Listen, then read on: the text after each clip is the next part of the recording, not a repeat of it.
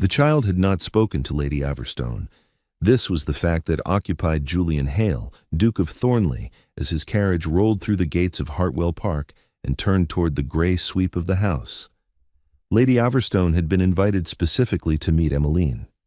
She was the daughter of a marquess, a woman of considerable grace and known gentleness with children, and she had sat in the morning room for the better part of an hour, while Emmeline stood at the window with her hands folded behind her back and said nothing at all.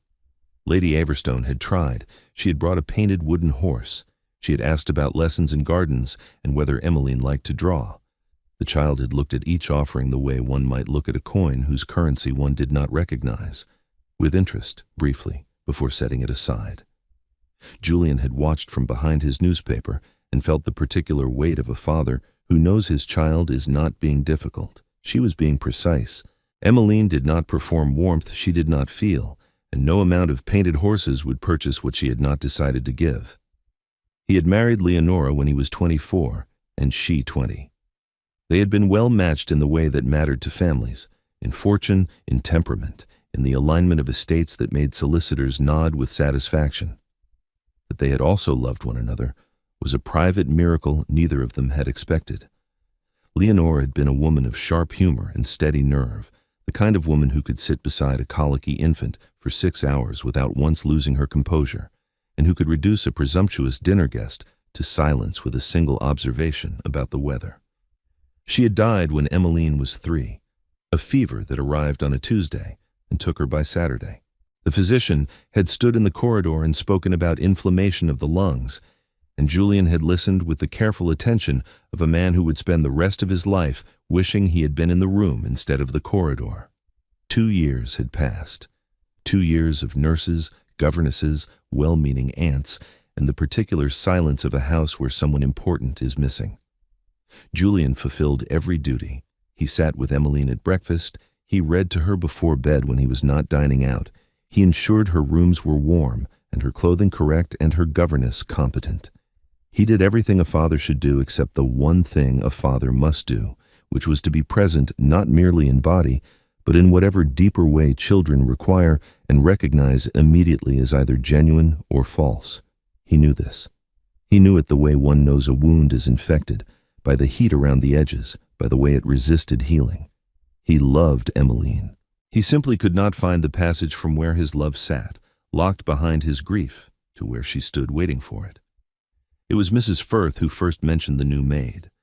Not mentioned, precisely. Mrs. Firth was too careful for that. She had said, in the way housekeepers say things they wish to be noted, that the new girl was settling in well, and that Miss Emmeline seemed to have taken an interest.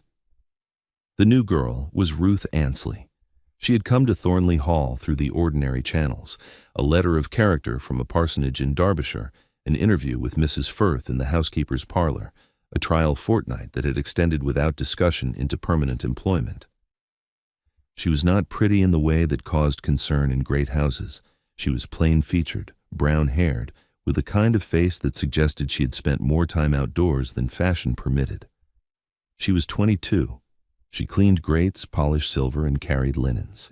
She had no appointment to the nursery, no special qualification with children, no reason whatsoever to be the person Emmeline Hale chose. But chose her she had. Julian first noticed it on a Thursday. He had come downstairs earlier than usual. A meeting with Poole, his steward, regarding the drainage works on the lower fields had been moved to 7:30, and as he passed the small parlor adjacent to the kitchens, he saw them. Ruth was on her knees beside the coal scuttle, her hands black with dust, and Emmeline was sitting on the stone floor beside her, with her legs crossed beneath her muslin dress, holding a brass button. "It came off the blue coat," Emmeline was saying, "the one with the velvet collar. I found it under my bed."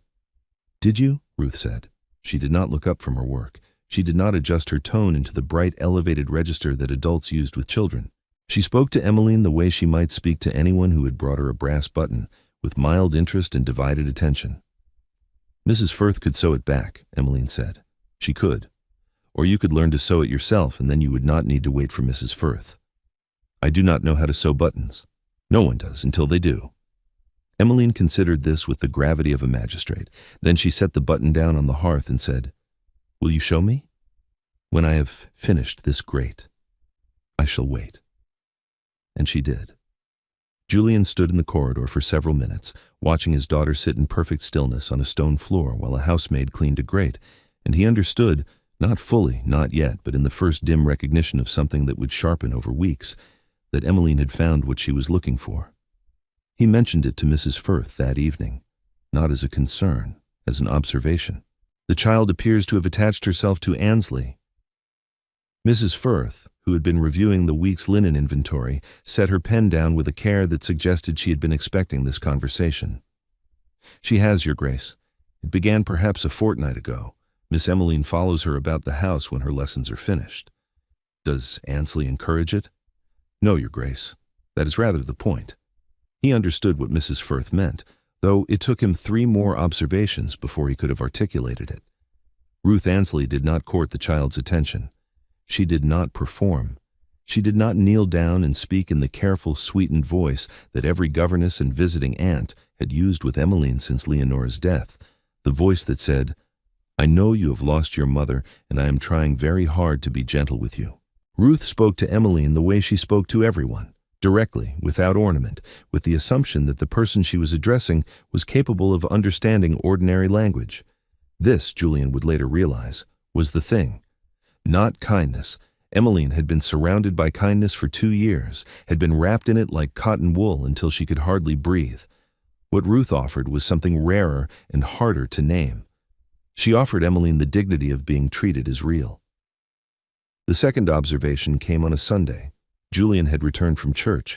Emmeline had stayed behind with a head cold, attended by her governess, Miss Craddock, and found the nursery empty. Miss Craddock was in the servants' hall having tea, and Emmeline was in the kitchen garden with Ruth, who was beating a rug over the line. The child was not helping. She was sitting on an upturned crate with her hands in her lap, watching the dust billow from the rug in great amber clouds, and she was talking. "And Mrs. Firth says the jam will not set because Cook used the wrong sugar, but Cook says it is the fruit and not the sugar. And I think they are both wrong because the jam from last summer was the same sugar and the same fruit and it set perfectly well." "Perhaps it is the weather," Ruth said, bringing the beater down with a crack that sent a fresh cloud of dust spiraling into the cold air. "The weather cannot affect jam." "It can, in fact. Heat and damp change how sugar behaves." Emmeline absorbed this. "How do you know that?" "My mother made jam. She blamed the weather for everything. She was usually right." "Is your mother alive?" "She is."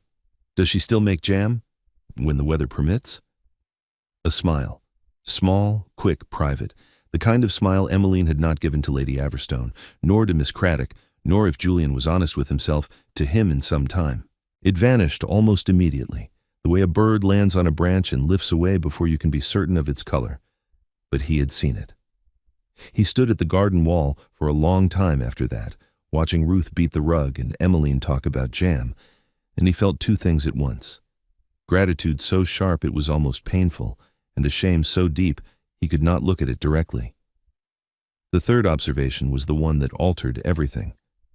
It was evening, late enough that the candles in the upper corridor had been lit. Julian had come upstairs to say goodnight. This was the ritual, always the ritual, the brief visit to the nursery where he would sit on the edge of Emmeline's bed and ask her about her day, and she would answer politely and he would kiss her forehead and leave, and both of them would feel the distance between what the moment was and what it should have been. But the nursery door was ajar, and the room inside was not arranged as he expected. Emmeline was in bed, the coverlet pulled to her chin, and Ruth was sitting in the chair beside her, not reading, not speaking, simply sitting with her hands folded in her lap and her eyes on the middle distance while Emmeline fell asleep. "You do not have to stay," Emmeline murmured. "I know. Miss Craddock always leaves when she thinks I am asleep." "I am not Miss Craddock." A pause. Then, very quietly, in the voice of a child who is testing whether something is safe. "Will you be here tomorrow?" "I work here, so yes." "That is not what I mean." Ruth looked at her then. Julian could see her profile from the corridor, the plain, steady, unremarkable face of a woman who understood exactly what the child meant and was not going to cheapen it with false promises or bright reassurances. "I will be here tomorrow," she said. "And I will tell you if that changes. You will not wake up and find me gone without warning. That is not how I do things." Emmeline's hand crept out from beneath the coverlet and found Ruth's sleeve. Not her hand, her sleeve, as though she wanted to hold on but had learned not to hold too tightly. Julian stepped back from the door.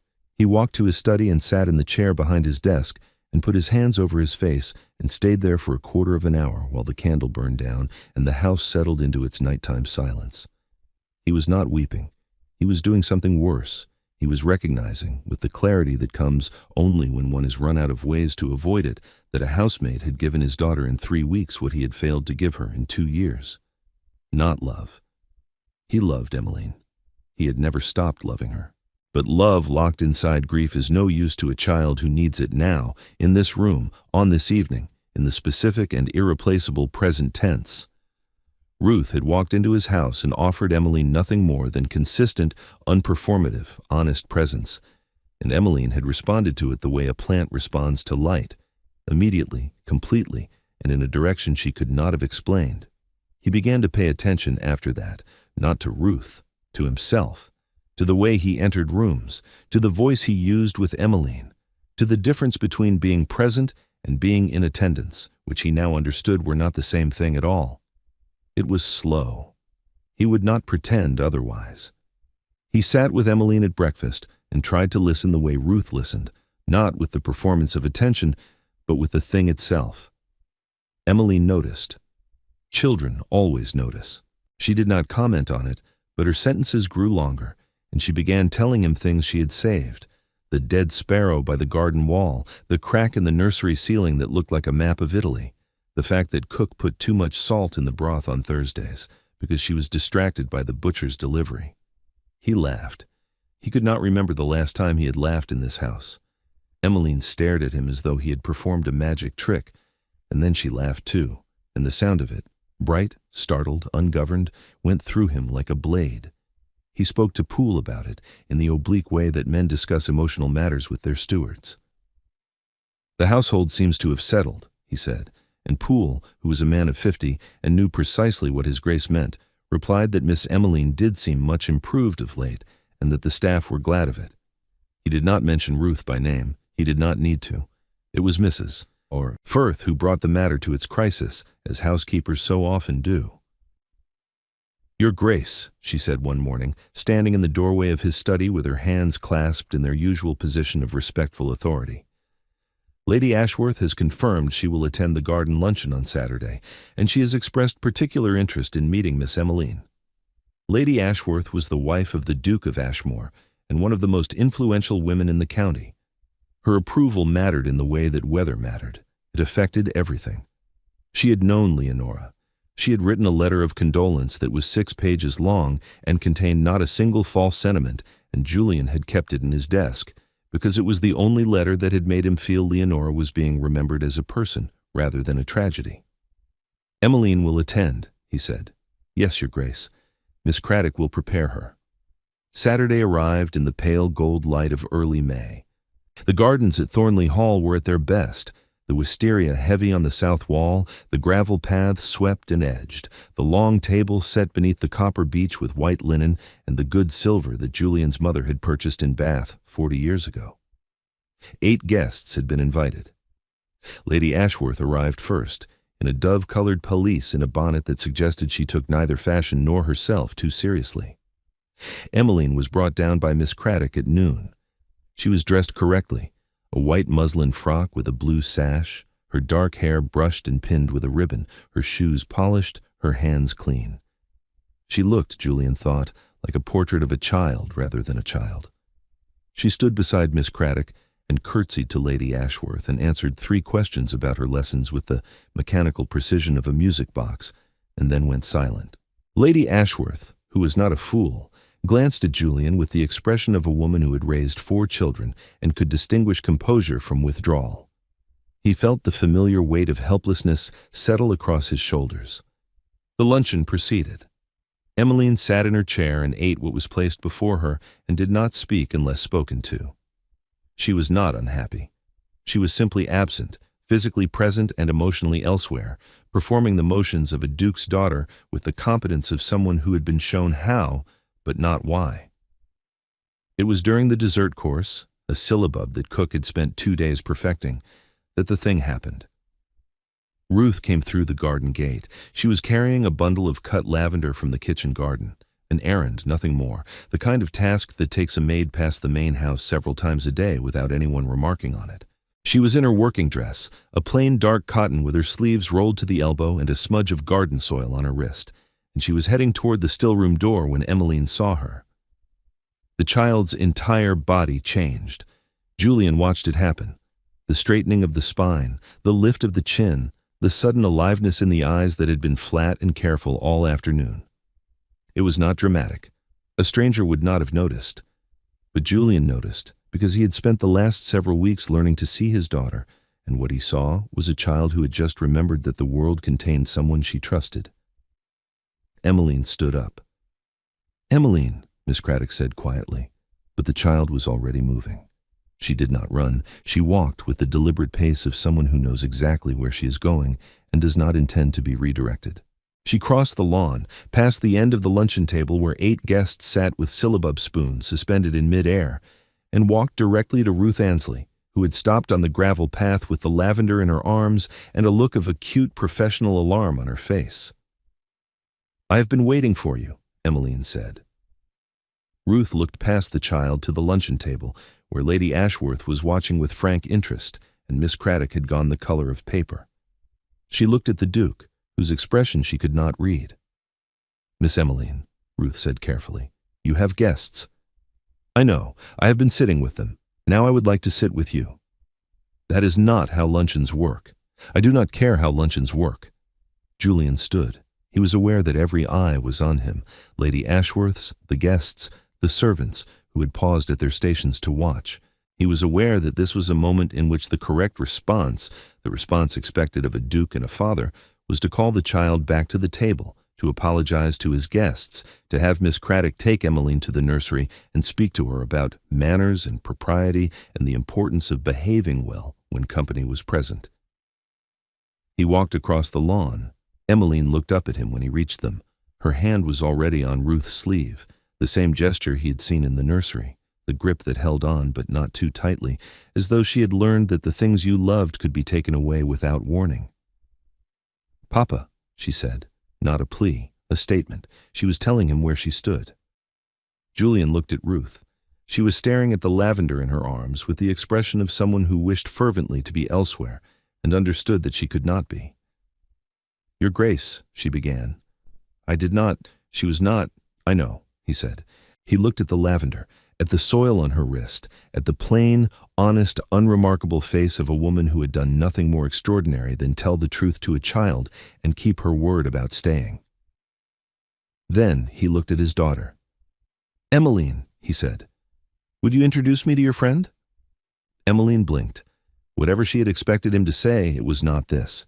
She looked at Ruth, then back at her father, and in her face was something Julian had not seen there before. Not gratitude, not relief, but the raw, stunned recognition of being understood.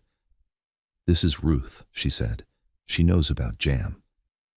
Behind them, Julian heard Lady Ashworth laugh, not the polite, contained laugh of a social occasion, a real laugh, warm and startled and delighted, the kind of laugh that signals to every other person present that whatever is happening is not a disaster, but a grace.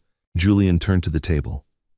"Lady Ashworth," he said, "forgive the interruption. My daughter has reminded me that luncheons are improved by honest company." Lady Ashworth raised her glass of syllabub. "My dear Duke," she said, "your daughter has better judgment than most of the House of Lords." The luncheon resumed. Emmeline did not return to her chair beside Miss Craddock. She sat on the bench at the far end of the table, beside Ruth, who had been given a plate she did not touch, and a glass of lemonade she held with both hands as though it were the only solid thing in a world that had suddenly shifted beneath her feet. Emmeline ate her syllabub with renewed interest and told Ruth about the crack in the nursery ceiling, and Ruth said it sounded more like the coast of Portugal than Italy, and Emmeline said she had never seen a map of Portugal, and Ruth said she would find one. That evening, after the guests had gone and the table had been cleared and the garden had returned to its ordinary quiet, Julian asked Mrs. Firth to send Ruth to the study.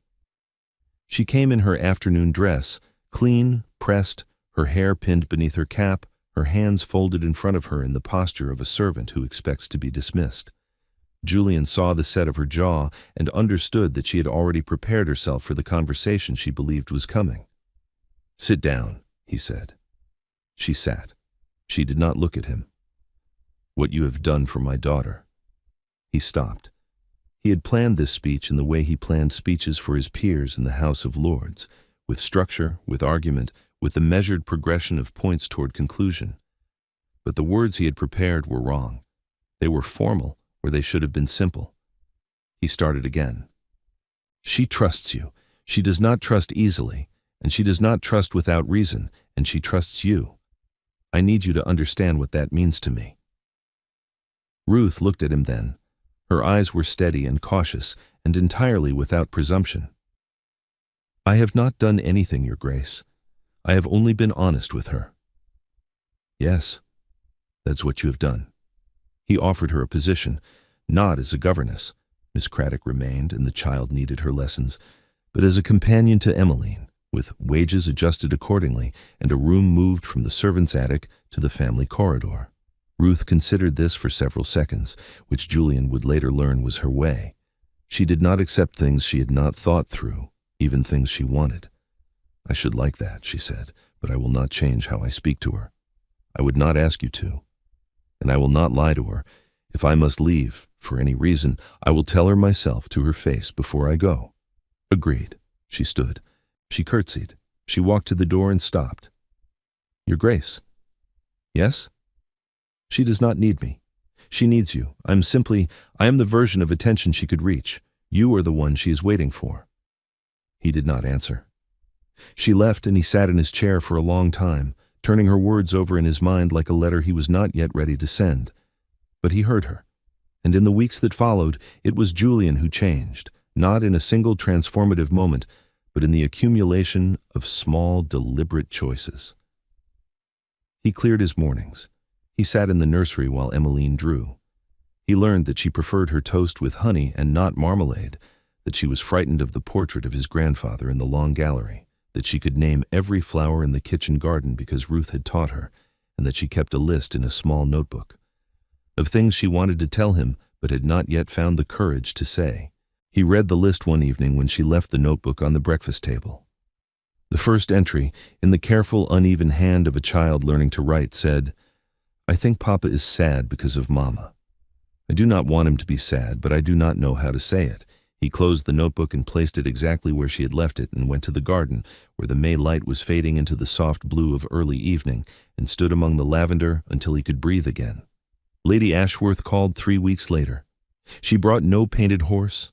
She sat in the morning room, and Emmeline came in and spoke to her for 40 minutes about jam, weather, the geography of ceiling cracks, and whether dogs dreamed, and Lady Ashworth left saying she had not had so enjoyable a conversation since the death of her own mother, who had also been a woman of firm opinions and no patience for nonsense. "Your girl is remarkable," she told Julian at the door, "and your choice of staff is better than your choice of wine, which is saying a great deal." The county talked, as counties do. A duke's daughter preferring a maid was precisely the kind of story that could sharpen into scandal in the wrong telling, but Lady Ashworth's endorsement acted as a seal. If she approved, the matter was settled, and what might have been gossip became instead a story about a widower who had the sense to recognize what his child needed and the courage to honor it publicly. Ruth never sought the attention. She continued to work, not as a maid now, but in the quieter, less defined role of companion, which meant she walked with Emmeline in the mornings and sat with her in the afternoons and told her the truth about everything Emmeline asked, which was a great deal. She did not perform motherhood. She offered something both simpler and more difficult. She offered consistency. It was autumn when Julian understood the rest of it. He had come into the library to retrieve a volume of estate accounts and found Ruth at the window, alone, watching the rain move across the park. She did not hear him enter. Her face in the gray light was unguarded in a way he had never seen. Not sad, not happy, but present, the face of a woman who had spent her life watching the world carefully and had not expected the world to watch her back. He stood in the doorway and knew, not with the thunderclap of youthful passion, but with the slow, certain recognition of a man who had loved once and understood what it cost and what it was worth. He looked at Ruth Ansley. Plain Ruth, honest Ruth, Ruth who knew about jam and ceiling cracks and the precise weight of a promise made to a child, and he knew that what he felt was not gratitude, though gratitude was part of it. It was the thing itself, the whole, unmistakable, terrifying thing. He said nothing. He was not a man who said things before he was certain of them, and he was not yet certain whether what he felt could survive the distance between a duke and a parson's daughter from Derbyshire. He took the volume of accounts from the shelf and left, and Ruth turned from the window after he had gone and stood very still for a moment, as though she had heard a sound she could not identify. He courted her slowly, in the manner of a man who understood that trust, once properly built, must not be rushed. He began with small adjustments, changes so slight that only Mrs. Firth noticed, and Mrs. Firth, who noticed everything, said nothing. He rearranged his schedule so that he was in the morning room when Ruth brought Emmeline down from the nursery. He took his coffee in the small parlor rather than the study, because the small parlor was where Emmeline liked to draw, and where Ruth sat mending while the child worked. He did not insert himself into their rhythm. He simply placed himself within its reach, and waited. Ruth noticed. She was not a woman who missed things, but she gave no sign of noticing, which Julian would later understand was its own form of permission. She did not retreat, which meant she was willing to be found. He invited her to dine with him and Emmeline, just the three of them in the small dining room, where the candles made the silver glow, and Emmeline talked without stopping, and Ruth ate everything on her plate for the first time since arriving at Thornley Hall. The conversation was not remarkable. It concerned the weather, the new litter of kittens in the stable, and whether mathematics was useful or merely unavoidable. But something in the ease of it, the absence of performance, the way Ruth laughed at Emmeline's observation that the vicar's sermons were longer when it rained because he knew his congregation could not escape, made Julian feel, for the first time in 2 years, that the dining room was not a place he had to endure, but a place he wanted to be. He asked her opinion about the new plantings for the south border, and she gave it without hesitation, and she was right. And Poole confirmed it the following day with the particular expression of a steward who is pleased to agree with someone who is not his employer. He lent her books from the library and found them returned with small, precise notes written on slips of paper tucked between the pages, observations so sharp and unexpected that he began lending books specifically to see what she would write. She had read more widely than her position suggested. Her father, the parson, had kept a library of some 400 volumes, and Ruth had read every one of them by the age of 17, including a treatise on drainage that would later prove relevant to the lower fields in a way that both amused and impressed Poole. He proposed in December, in the library, in the rain-gray light where he had first known. Ruth looked at him for a long time without speaking, and he waited, because waiting was something she had taught him. "I am a maid," she said. "You are the woman my daughter chose, and she was right. The county will talk. The county already talks. Lady Ashworth will ensure they talk correctly." A pause, then, very quietly, "And you? Is this because of Emmeline?" "It began because of Emmeline. It is not about Emmeline any longer. It is about you. It has been about you for some time." She looked at the window, at the rain, at the park she had watched from this room 100 times. Then she looked back at him. Then yes. She did not say it quickly. She said it the way she said everything, with the full weight of having thought it through, of having examined the thing from every angle and found it sound. Julian would learn in the years to come that this was how Ruth made every decision, slowly, completely, and then without revision. She did not second guess. She did not waver. She chose, and then she stood in her choice with the same immovable steadiness she had offered his daughter on a nursery floor. Mrs. Firth, when told, pressed her lips together and nodded once and said, "Very good, Your Grace," and then went to the housekeeper's parlor and sat down and wept into her handkerchief for 5 minutes before composing herself and beginning the preparations for the wedding breakfast with a vigor that alarmed the kitchen staff. Poole shook Julian's hand and said nothing further, which was the highest compliment Poole was capable of giving. They married in January, in the chapel at Thornley Hall, with Lady Ashworth in the front pew, and Emmeline, standing beside Ruth at the altar, holding a sprig of dried lavender she had saved from summer.